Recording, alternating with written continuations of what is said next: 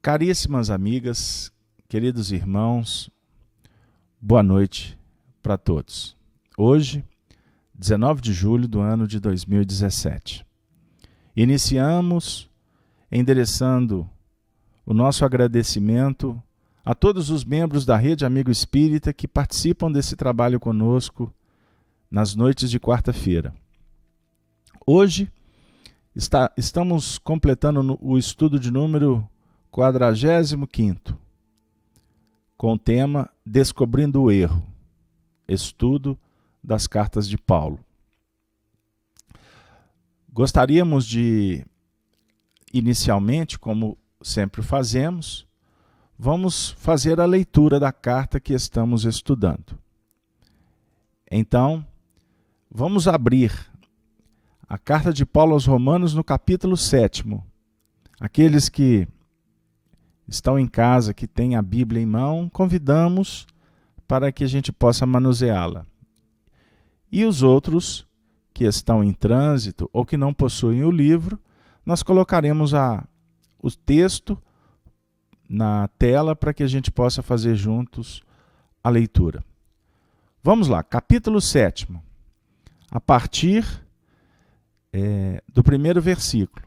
Lembrando que a essência dessa carta vai estar trabalhando a ideia da libertação da lei. Libertados da lei. Então vamos lá. Primeiro versículo.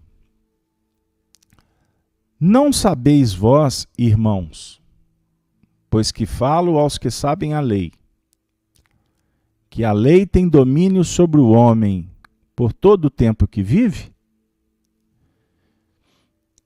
Porque a mulher que está sujeita ao marido enquanto ele viver, está-lhe ligada pela lei. Mas morto o marido, está livre da lei do marido. De sorte que, vivendo o marido, será chamada adúltera. Se for de outro marido, mas morto o marido, livre está da lei. E assim não será adúltera, se for de outro marido. Assim, meus irmãos, também vós estáis mortos para a lei pelo corpo de Cristo, para que sejais de outro, daquele que ressuscitou dentre os mortos, a fim de que demos frutos para Deus. Verso 5. Porque quando estávamos na carne, as paixões dos pecados, que são pela lei, operam em nossos membros para darem fruto para a morte. Mas agora, estamos livres da lei, pois morremos para aquilo em que estávamos retidos, para que sirvamos em novidade de espírito, e não na velhice da letra. Que diremos, pois? É a lei pecado? De modo nenhum. Mas eu não conheci o pecado senão pela lei. Porque eu não conheceria a concupiscência se a lei não dissesse: não cobiçarás.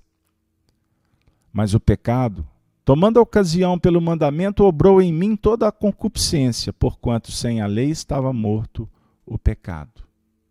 E eu, em algum tempo, vivia sem lei, mas vindo o mandamento, reviveu o pecado e eu morri.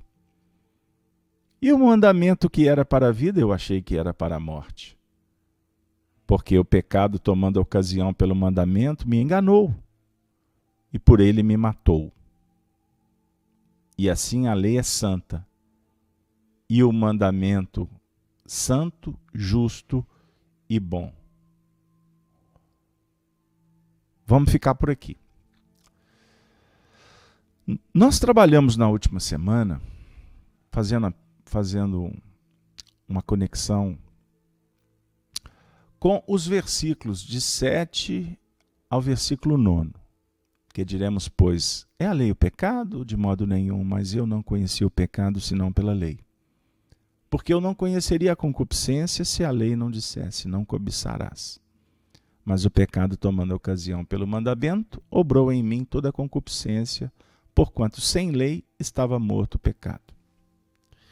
E também trabalhamos o versículo 9, e eu, em algum tempo, vivia sem lei, mas vindo o mandamento, reviveu o pecado e eu morri. Bom, nós observamos que o início da carta ele é desafiador para todos nós. Porque o Paulo, inclusive, fala da lei e faz uma alusão à mulher, ao marido, ao adultério. Nós trabalhamos aqui durante algumas semanas, precisamente 3 semanas, esses aspectos. Vamos relembrar no que remonta à mulher como a expressão do sentimento. E o marido, a razão em plano operacional.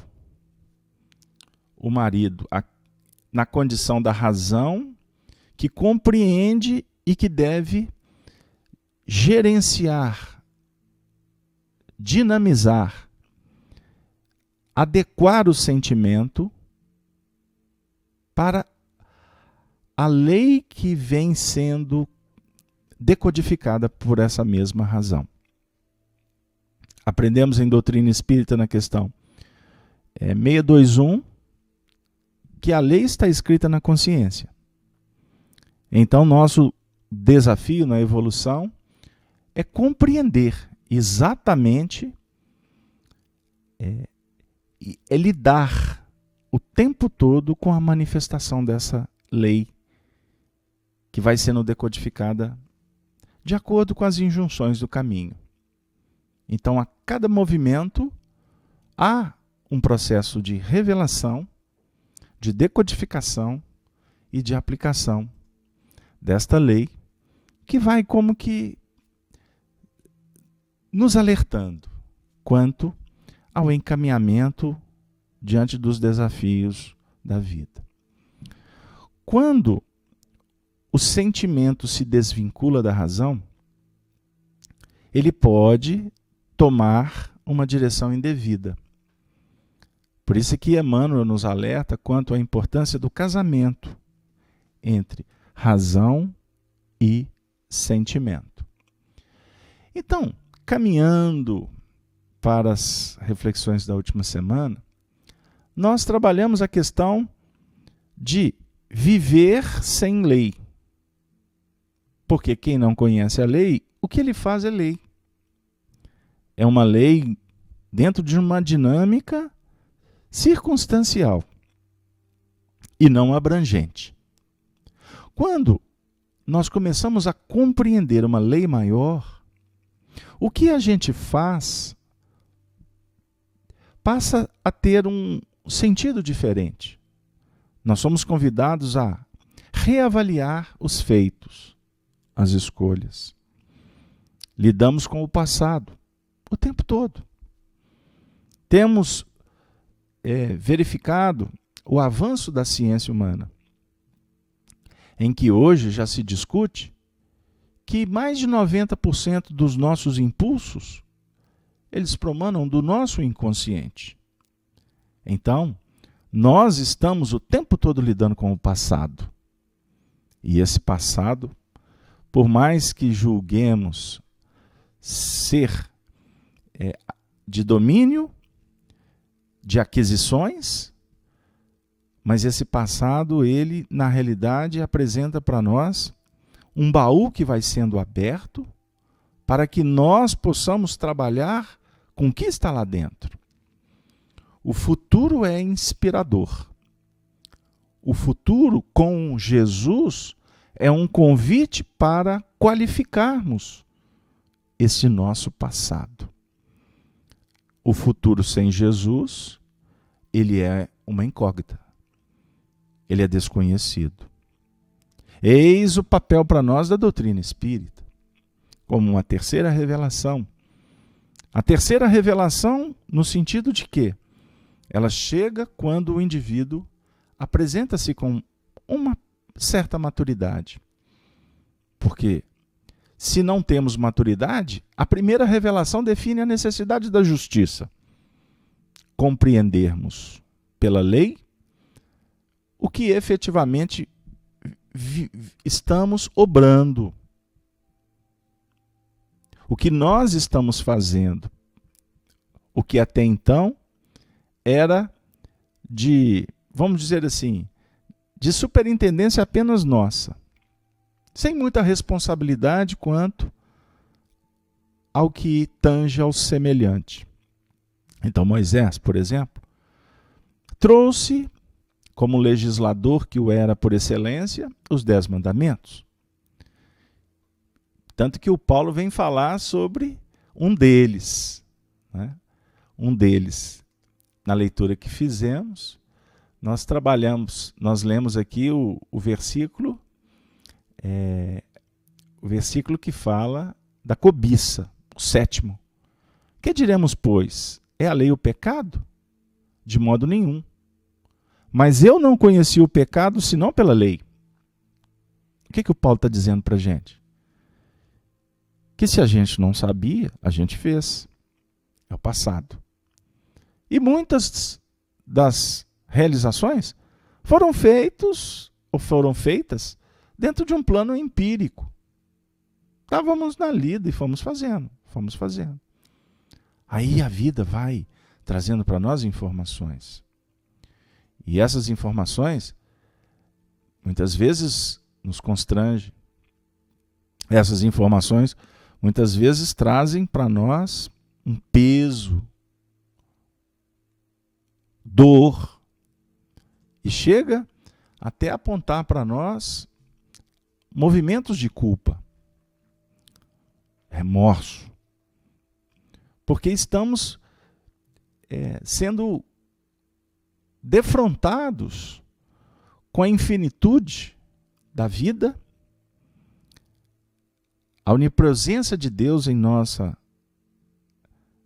raio de ação, e ao mesmo tempo um convite para que a gente possa sair desse raio limitado de vida. E para isso nós temos que reparar, reajustar tudo aquilo que antes eu julgava ser o melhor, mas que não era. Obviamente que nós sabemos que para tal é necessário ser humilde, abrir o coração e prestar atenção nesses sinais que batem na nossa porta. Deus fala com os homens pelos homens. Então por que o Paulo, quanto à lei, fala da cobiça? Porque a cobiça aqui, ela vai nos fazer voltar a atenção às nossas paixões. E como a doutrina espírita trata as paixões? Nós separamos aqui, para falar rapidamente, a questão 907 da obra codificada por Allan Kardec. Quando o nosso mestre Lyonês perguntou aos espíritos superiores: o princípio das paixões será mal em si mesmo, embora esteja na natureza? Resposta: não. A paixão está no excesso, aliado à vontade, visto que o princípio que lhe dá origem foi posto no homem para o bem, e pode levá-lo a grandes coisas. O abuso que dela se faz é que causa o mal. Aí Kardec questiona: como definir o limite em que as paixões deixam de ser boas para se tornarem más? Resposta: as paixões são como um cavalo, que só tem utilidade quando é governado, e que se torna perigoso quando passa a governar. Reconhecei, pois, que uma paixão se torna perniciosa a partir do momento em que não mais consegues dominá-la, resultando num prejuízo qualquer para vós mesmos ou para os outros. Aí tem uma explicação, e eu peço a Vênia para trazê-la. As paixões são alavancas que decuplicam as forças do homem e o auxiliam na execução dos desígnios da providência. Mas se em vez de as dirigir, deixa que elas o dirijam, o homem cai nos excessos, e a própria força que em suas mãos poderia fazer o bem, recai sobre ele e o esmaga. Então, conhecer a lei, para alguns é abrir um livro, é estudar doutrinas. Mas conhecer a lei tem um sentido muito mais amplo. Muitas vezes a própria vida recai sobre nós e nos esmaga, ou nos esmagam, para que possamos começar a despertar para a lei. Todas as paixões têm o seu princípio num sentimento ou em uma necessidade natural. O princípio das paixões não é, portanto, um mal, já que repousa sobre uma das condições providenciais da nossa existência. Olha que extraordinário. Então, está sendo dito para nós que o princípio das paixões,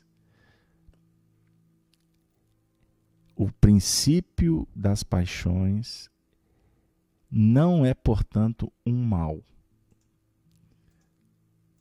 É o excesso que complica o processo.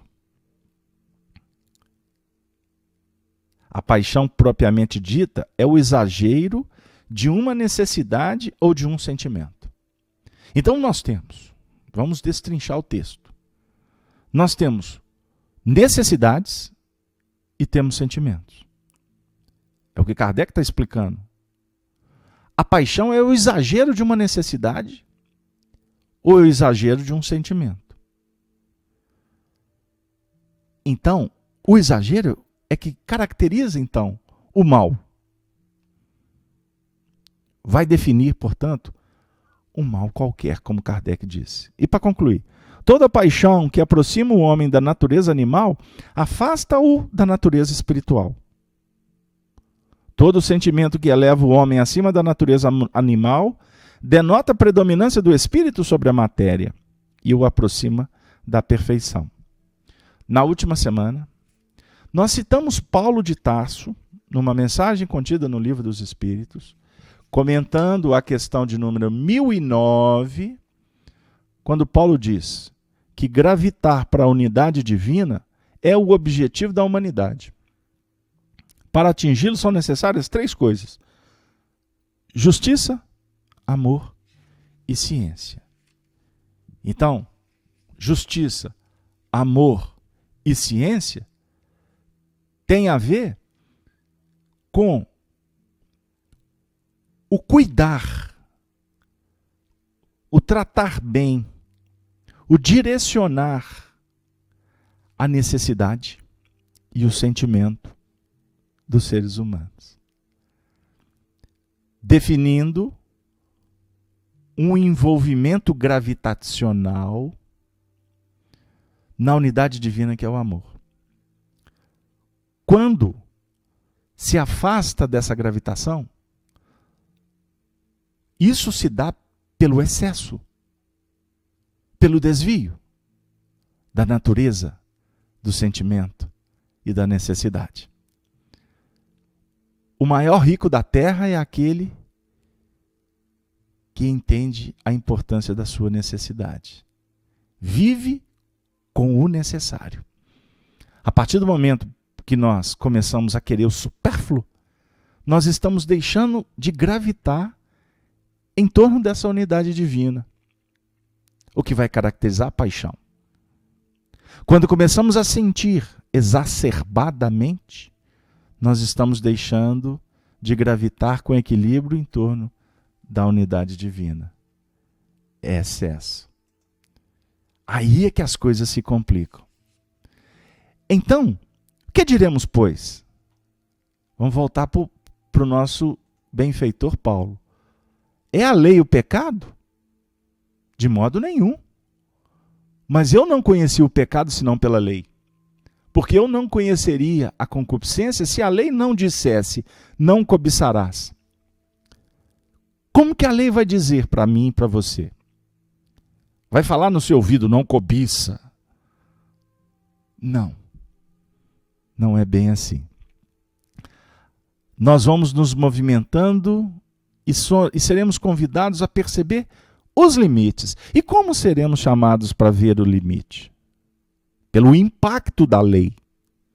Qual lei? A lei natural. A lei de justiça.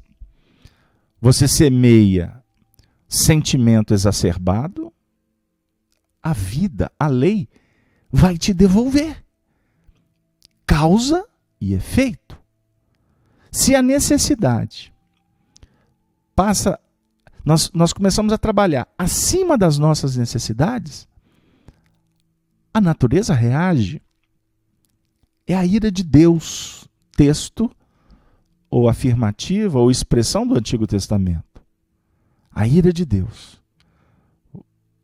A natureza responde, seja através do corpo, seja através da natureza externa, do ambiente, do clima, do lugar que tu mora, por onde caminhas, ou mesmo manifestando a natureza através da boca, das mãos, dos olhos daqueles que estão caminhando conosco. É assim que a vida responde. Por isso é que o Paulo no versículo 8 disse, mas o pecado, tornando a ocasião pelo mandamento, obrou em mim toda a concupiscência, porque sem a lei estava morto o pecado. E o que é pecado? O que é o pecado? Olha que interessante. O que é o pecado? Se nós, como eu citei, a mensagem de Paulo falando sobre a gravitação em torno da unidade divina, nós vamos buscar nessa própria mensagem uma definição do Paulo sobre o pecado. Questão, está aqui, rapidinho. Observemos como é interessante. O pecado que vai definir o castigo. O Paulo diz assim nessa mensagem, no seu último parágrafo. O que é o castigo? O que é lidar com a ira, com a manifestação da natureza? A consequência natural derivada desse falso movimento, ou seja, não gravitar em torno da unidade divina. Falso movimento. Olha que beleza que o Paulo traz para a gente. Uma soma de dores necessária a desgostá-lo da sua deformidade, pela experimentação do sofrimento. O castigo é o aguilhão que excita a alma, pela amargura, a se dobrar sobre si mesma e a voltar ao porto da salvação. O objetivo do castigo não é outro senão a reabilitação, a redenção. Agora, querer que o castigo seja eterno, por uma falta que não é eterna, é negar-lhe toda a razão do ser, fazendo uma alusão às penas eternas. O Paulo termina com uma exclamação. Em verdade vos digo, deixai de comparar na sua eternidade o bem, que é a essência do Criador, com o mal, que é a essência da criatura. É como o Emmanuel disse para o Chico, que quem inventou a dor foram os homens, não foi Deus. Então, a essência do Criador é o bem. A essência da criatura é o mal. Seria criar uma penalidade injustificável. Afirmar é ao contrário. O abrandamento gradual dos castigos e das penas pelas transmigrações e alinhando o sentimento à razão, consagrareis a unidade divina. Perfeito. Melhor impossível. Casa exatamente com o nosso estudo.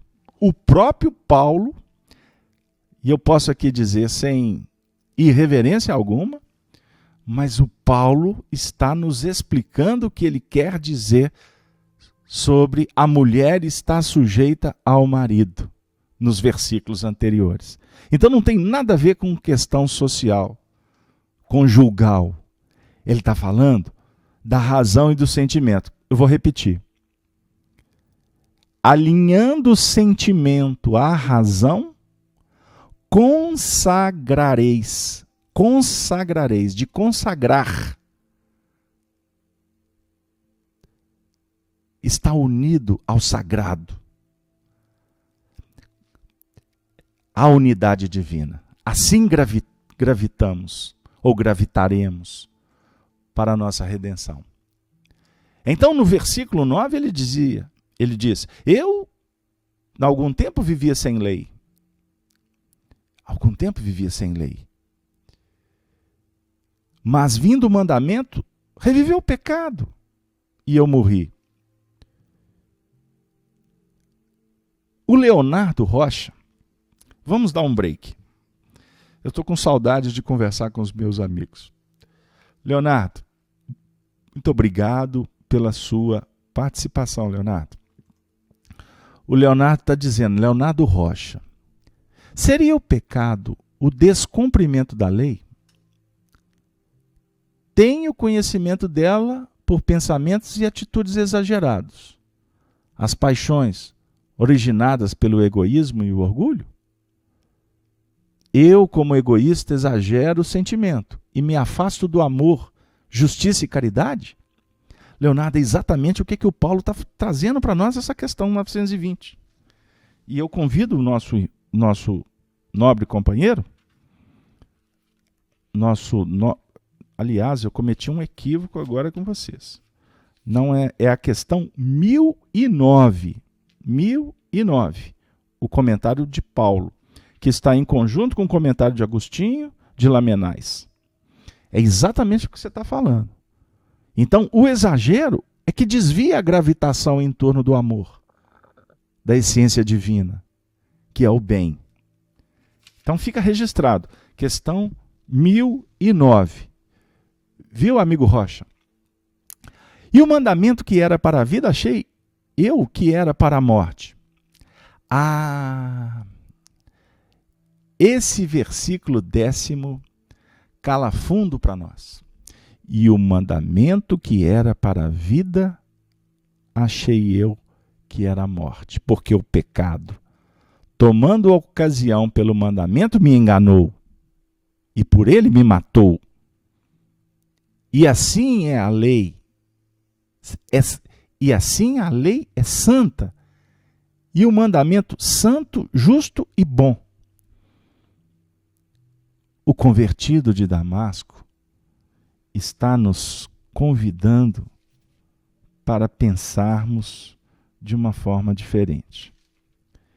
Ele está dizendo para nós, de uma maneira muito carinhosa, que quando nós vamos sendo convidados para refletir, para analisar a lei, em alguns momentos isso causa para nós um dano. Exatamente pela nossa inabilidade. Brota em nós um conflito. Afirmam os entendidos do além que o conflito antecede a conquista. O conflito faz parte da batalha. O conflito deve ser trabalhado com uma visão de misericórdia. Porque o estar diante da verdade é uma porta santa que se abre. Para a grande maioria das pessoas, estar diante da verdade costuma ser um inferno astral.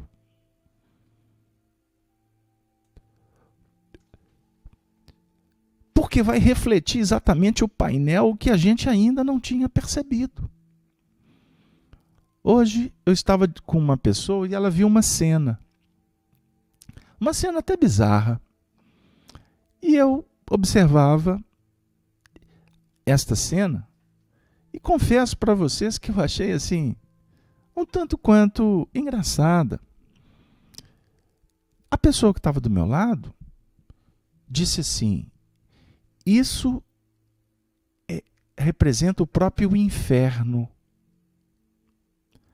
Eu me assustei, porque eu estava vendo, vamos dizer assim, o céu da essência daquela cena.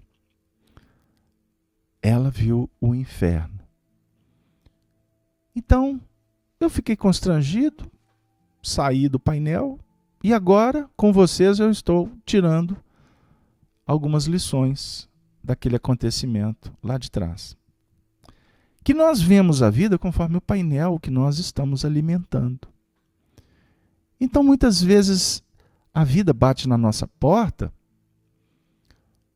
para nos convidar para sair do circuito fechado, limitado, que circunscreve, que departamentaliza a nossa ação.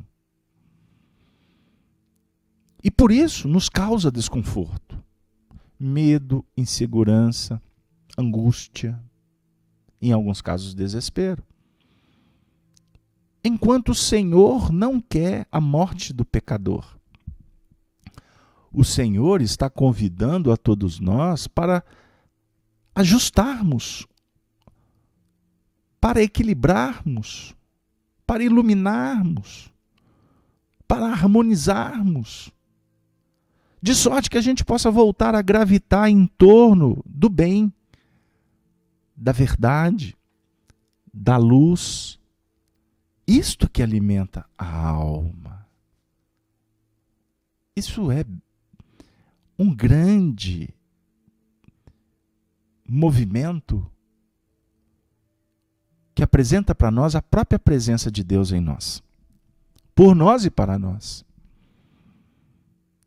Jesus é o enviado para consolar, para cuidar, para ajudar nas dores, no sacrifício, nos dramas, porque ele conhece o mecanismo operacional para sair com consciência e com responsabilidade de todos os mecanismos que constrangem, que maceram, que dilaceram, porque nós permitimos que tudo isso aconteça. No capítulo 8 de João, Jesus diz assim, no versículo 31, ele disse aos judeus, simbolicamente, os que conhecem a lei, os que estão lidando com a lei, não é conhece no sentido de dominar, no sentido de estar começando a prestar atenção no quanto aos chamamentos, aos sinais.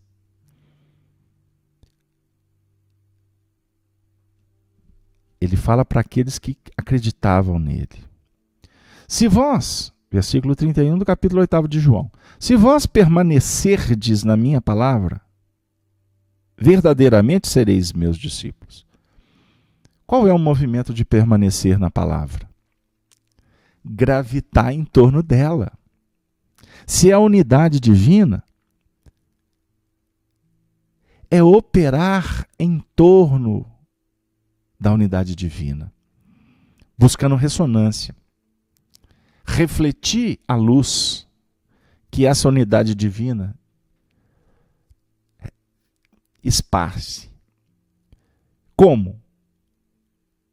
Sendo obedientes, resignados, sendo caridosos, sendo justos, sendo éticos, sendo tolerantes, sendo amorosos, sendo educados, sendo nobres. Nobres no bem. Não estamos falando aqui da nobreza superficial da sociedade. Não estamos falando de máscaras.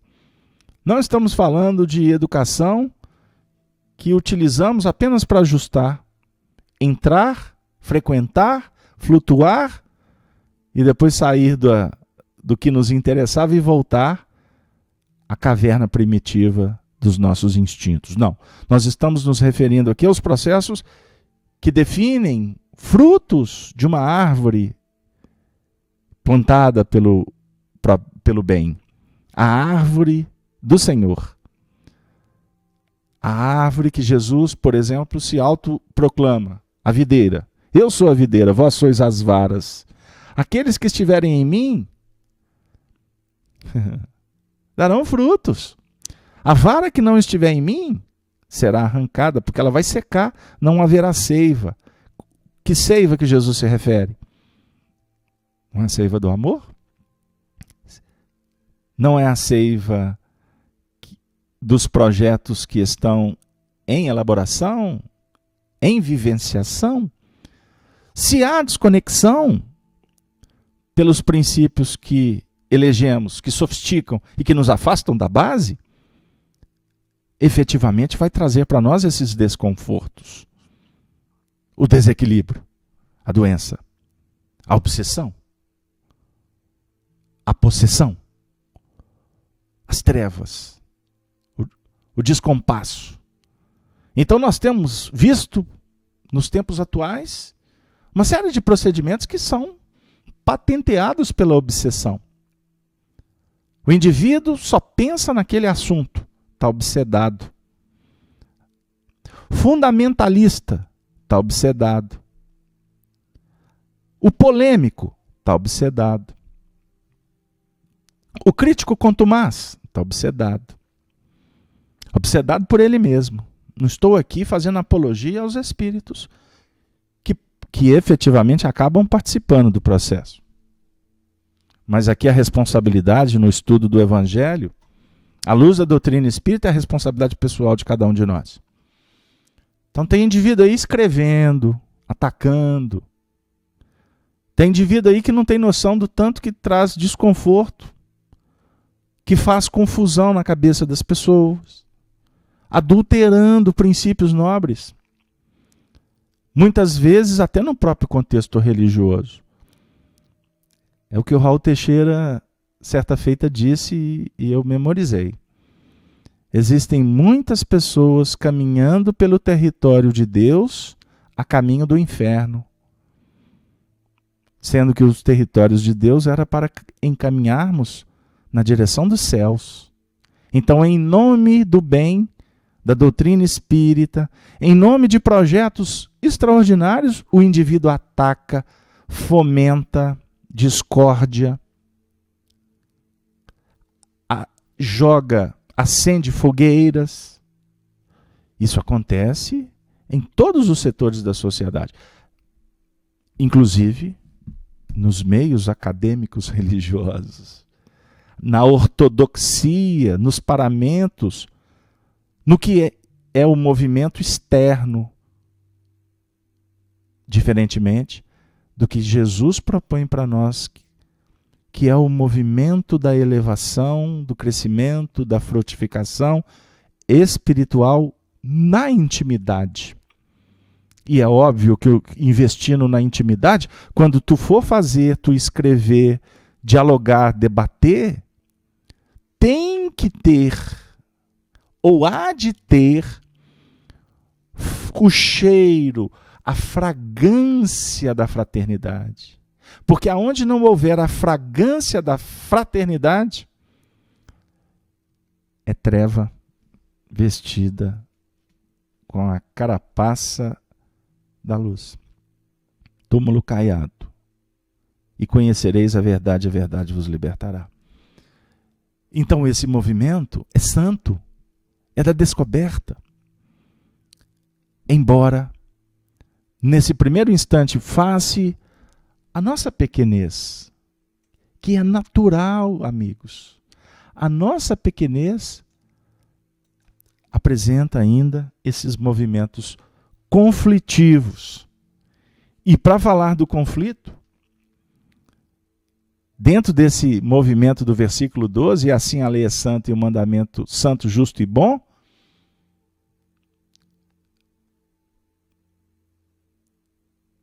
mas eu vou continuar a leitura porque o próximo versículo tem a ver com o que nós separamos para vocês. O versículo 13 diz assim: logo tornou-se-me o bom em morte? De modo nenhum.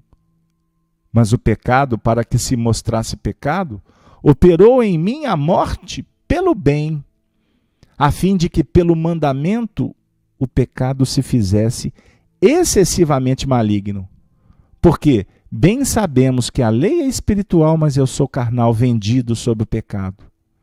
Porque o que faço não aprovo, pois o que quero, isso não faço, mas o que aborreço, isso faço. Conflito.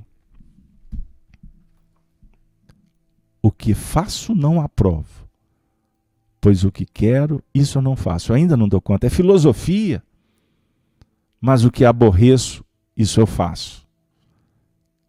Vamos refletir um pouquinho com Emmanuel sobre o conflito e como sair do conflito?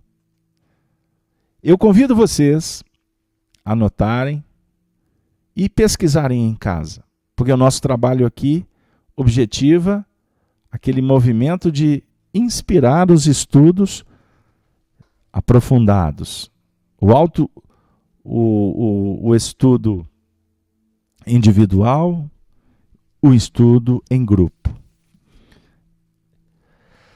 No livro Rumo Certo, FEB, editora, Emmanuel, através da nossa alma querida, que nós admiramos tanto pela essa folha de serviço magnânima que deixou para nós, para nos inspirar, para que cada um faça a sua obra. Lição 23, autoaprimoramento.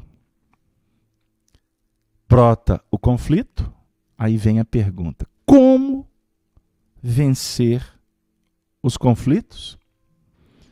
Como vencer os nossos conflitos interiores? De modo a eliminar as tendências menos construtivas que ainda nos caracterizam a individualidade? Indagamo-nos,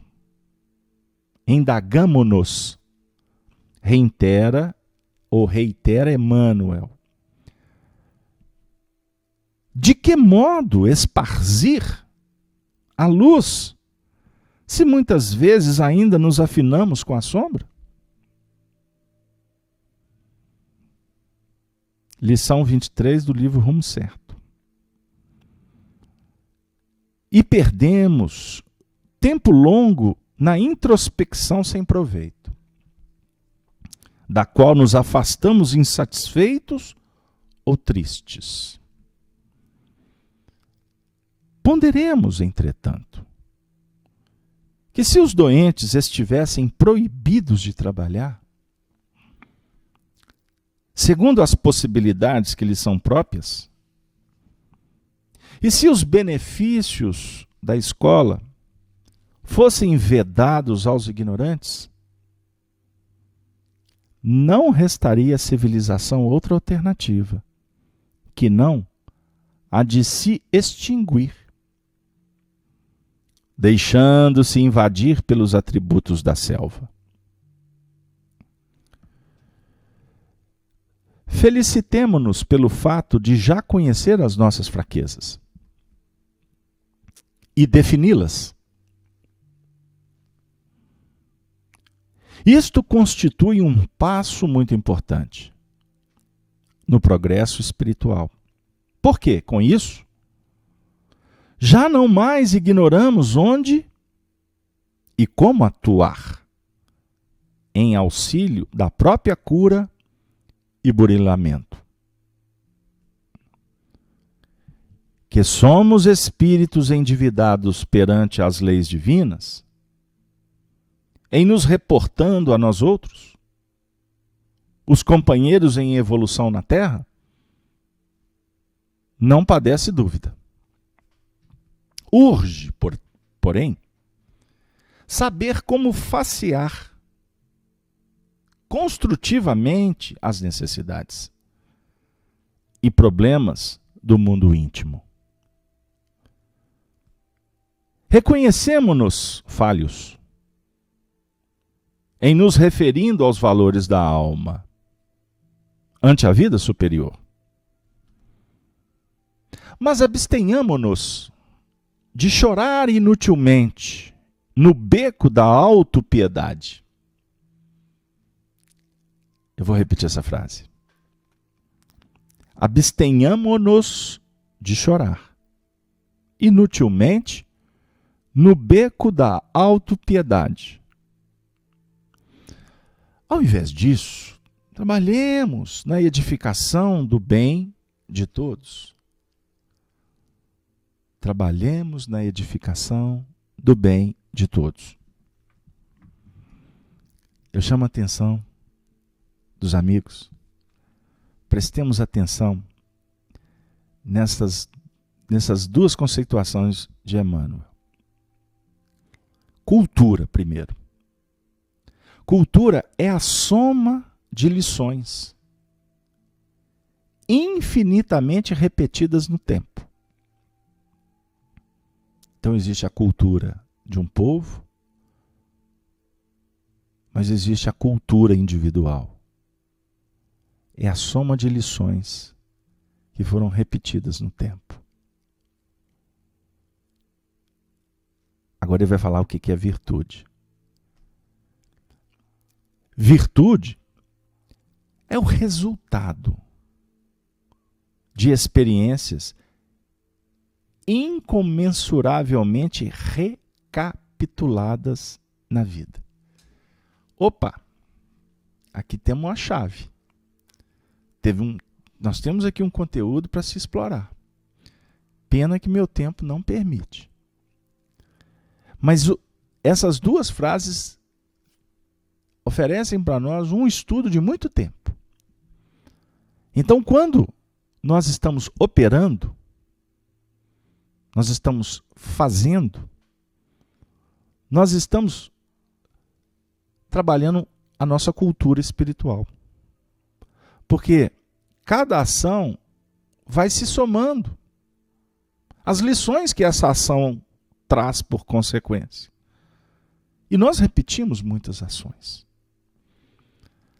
Então, quando uma entidade espiritual diz assim, um espírito de vasta cultura, nós podemos caminhar achando que um espírito que ficou lendo na biblioteca das suas encarnações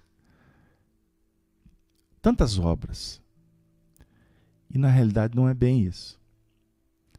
A cultura espiritual são lições repetidas. Agora, o que é virtude? Olha aqui a chave. Virtude é o resultado das experiências. Incomensuravelmente recapituladas na vida. Então, virtude é o que se recapitula. O que se recapitula muitas vezes. Ou melhor, incomensuravelmente. Não se mede. Isso é virtude. Então, quando se recapitula o sentimento no bem, nós estamos nos movimentando e aprimorando e sublimando cada vez mais a virtude. Fora da caridade não há salvação. Afiançou Paulo de Tarso para Allan Kardec no capítulo 15 do Evangelho segundo o Espiritismo. Não foi bem isso?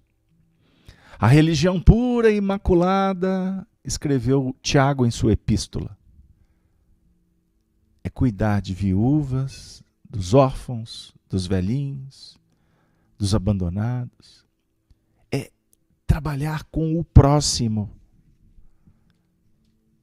A parábola do bom samaritano. Ali nós encontramos a equação para se recapitular a virtude e para investir na cultura espiritual. O indivíduo fala assim, eu estou cansado de ir lá naquele centro espírita, porque sempre são as mesmas coisas. Sempre o pessoal está estudando lá aquelas lições de Jesus, não tem novidade nenhuma. Certa feita o Chico foi questionado. Ele falou assim, pois é. E a novidade que o Senhor nos ofereceu até hoje é incompreendida. Veio com o Evangelho há 2000 anos atrás. Jesus, continua Emmanuel, o mestre dos mestres, apresenta uma chave simples para que se lhe identifiquem os legítimos seguidores. Conhecê-lo-eis pelos frutos, pela aura, pela vibração, pelo magnetismo, pelas ações. Mas costumam as ações serem ainda lusco-fusco. Mas se identifica pela expressão que brota do coração.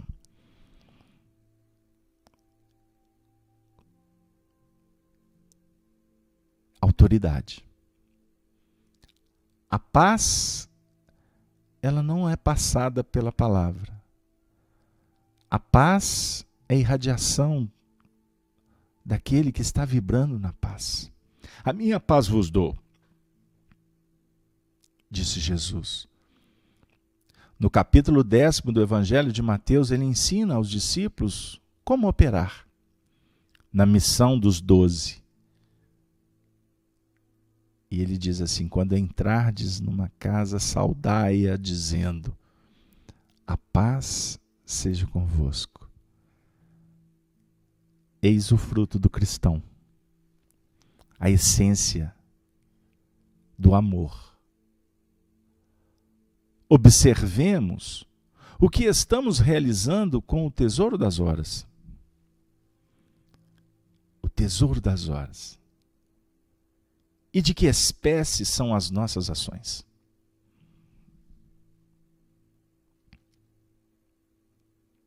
A benefício dos semelhantes. E procurando aceitar-nos como somos, sem subterfúgios ou escapatórias. Evitemos estragar-nos com queixas e autocondenação.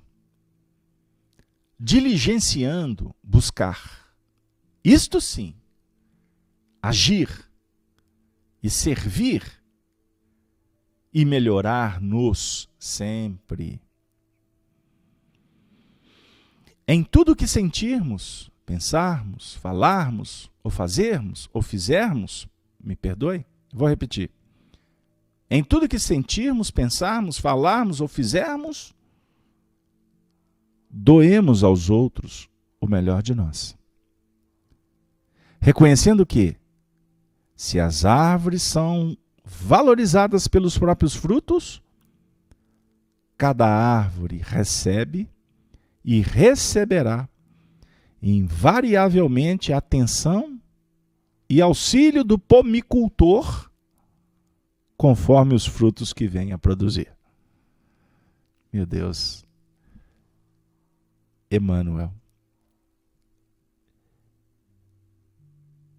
é o benfeitor que nos ajuda nesse momento a estudar Paulo de Tarso.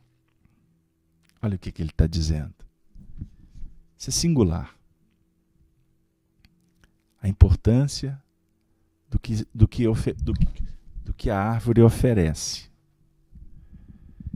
E diante da oferta, o Senhor da vida, que é o divino pomicultor, citando o próprio capítulo 15 do Evangelho de João, Deus é o pomicultor. Eu sou a videira e vós sois a vara. Então, diante dos frutos, a árvore será mantida pelo próprio pomicultor, que é Deus. De acordo com a gravitação das ações, dos sentimentos, dos pensamentos, não tenhamos dúvida de que a unidade divina vai se expandindo e vai nos dando cada vez mais condições de vencer a nós mesmos. Enfim, Emmanuel iniciou falando do conflito. E de uma forma muito sutil, ele foi nos apresentando o trabalho. Vinde a mim, disse Jesus. Irmos a Jesus é caminhar pelo trabalho. O trabalho no bem, no atendimento ao semelhante. Porque assim estaremos, sem perceber, nos ajustamos na gravitação novamente. O conflito perde o sentido. A mente vai sendo ocupada por novas informações, por novos movimentos que reforçam a cultura. E teremos com isso a oportunidade de recapitular as virtudes. E quando as virtudes se expressam, irradiam, as virtudes, que são aquele movimento que nos conecta com as estrelas, vão automaticamente nos tirando daqueles painéis sombrios de culpa, de remorso, de supervalorização dos seus problemas. E a gente vai entrando, então, numa frequência muito especial, que é a frequência da caridade. A conexão com os espíritos que militam na caridade o tempo todo. Isso tudo, gente, vai saneando os nossos problemas, curando as nossas feridas, pela força do trabalho. O meu Pai trabalha até agora, disse Jesus, e eu trabalho também. Vamos sair de nós mesmos e vamos trabalhar com o Senhor da vida. Queridos amigos, com alegria no coração, por mais esse encontro bendito, fraterno, amigo, nós vamos interromper a nossa atividade com um sentimento de muita esperança, de fé, de confiança em dias melhores. Porque há uma reserva muito especial para cada um de nós. Tenhamos confiança que tudo passa. O bem permanece sempre.